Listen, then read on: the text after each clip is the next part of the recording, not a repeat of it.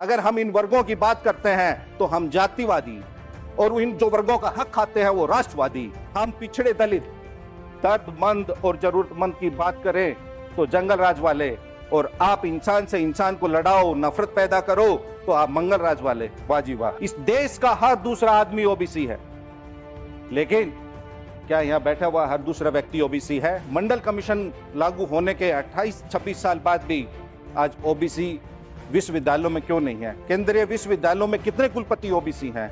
कितने HOD OBC हैं? इन्होंने एक नया फिल्टर लगा दिया है, एनएफएस, नॉट फाउंड सुटेबल। देश के हर दूसरा आदमी ओबीसी है और इन लोगों को एक काबिल ओबीसी नहीं मिलता। क्या इस देश के सार्वजनिक उपकरणों में ओबीसी निर्णायक पदों पर है? अगर नहीं है तो ये हम सबों के लिए एक सामूहिक मंथन, चिंतन और मनन का विषय है। आइए हम सब सामूहिक रूप से स्वयं से पूछे, क्या हमने वास्तव में 78 साल में इस देश में वंचित, उपेक्षित, उत्पीड़ित, उपासित, वांछित, लांछित वर्गों के इन लोगों के लिए समान अवसर पैदा किए हैं? अगर नहीं किए तो क्यों नहीं? इस देश का हर दूसरा आदमी ओबीसी है, लेकिन क्या यहाँ बैठा हुआ हर दूसरा व्यक्ति ओबीसी है? क्या इस देश के सचिवालयों में, क्या इस देश के विश्वविद्यालयों में, क्या इस देश के आयोगों में, क्या इस देश के सार्वजनिक उपकरणों में ओबीसी निर्णायक पदों पर है? अगर नहीं है तो ये हम सबों के लिए एक सामूहिक मंथन, चिंतन और मनन का विषय है कि आजादी के 78 साल बाद भी और मंडल कमीशन लागू होने के 28-26 साल बाद भी आज ओबीसी विश्वविद्यालयों में क्यों नहीं है? केंद्रीय विश्वविद्यालयों में कितने कुलपति ओबीसी हैं? कितने एचओडी ओबीसी हैं?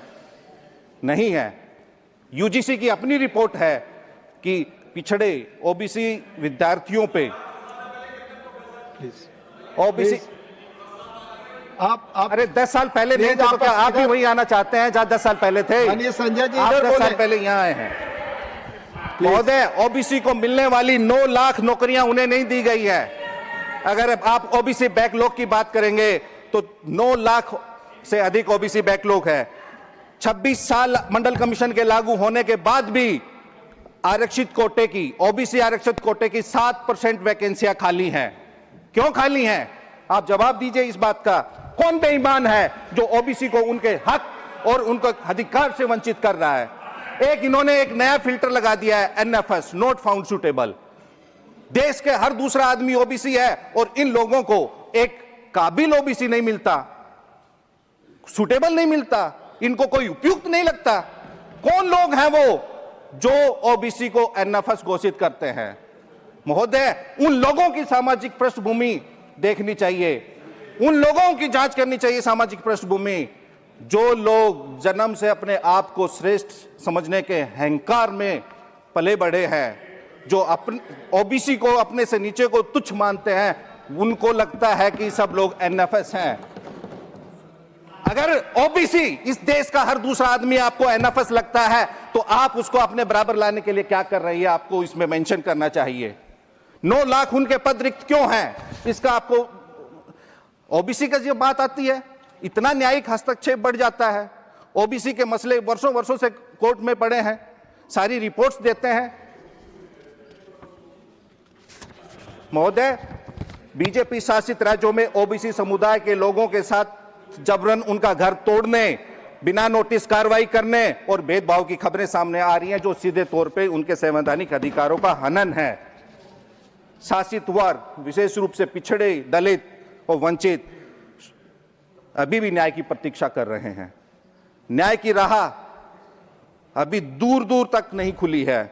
दिखावटी उपाय तो किए जा रहे हैं, लेकिन शिक्षा, स्वास्थ्य, सेवा और रोजगार में व्याप्त गहरी असमानताएं अभी भी उलझी हैं। आइए हम सब सामूहिक रूप से स्वयं से पूछे, क्या हमने वास्तव में 78 साल में इस देश में वंचित, उपेक्षित, उत्पीड़ित, उपासित, वांछित, लांछित वर्गों के इन लोगों के लिए समान अवसर पैदा किए हैं? अगर नहीं किए तो क्यों नहीं किए?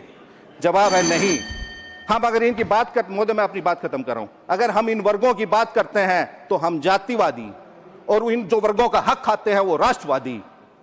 हम पिछड़े दलित, दर्दमंद और जरूरतमंद की बात करें तो जंगल राज वाले, और आप इंसान से इंसान को लड़ाओ, नफरत पैदा करो तो आप मंगल राज वाले। वाह जी वाह। यह लड़ाई केवल ओबीसी की समान प्रतिनिधित्व सुनिश्चित करने के लिए नहीं है महोदय, बल्कि यह सामाजिक गतिशीलता और गरिमा समावेश और एक ऐसे भविष्य के लिए है जहां कोई भी हमारा साथी चाहे किसी वर्ग का हो पीछे ना छूटे। आप समय देने के लिए महोदय बहुत बहुत धन्यवाद। धन्यवाद संजय जी।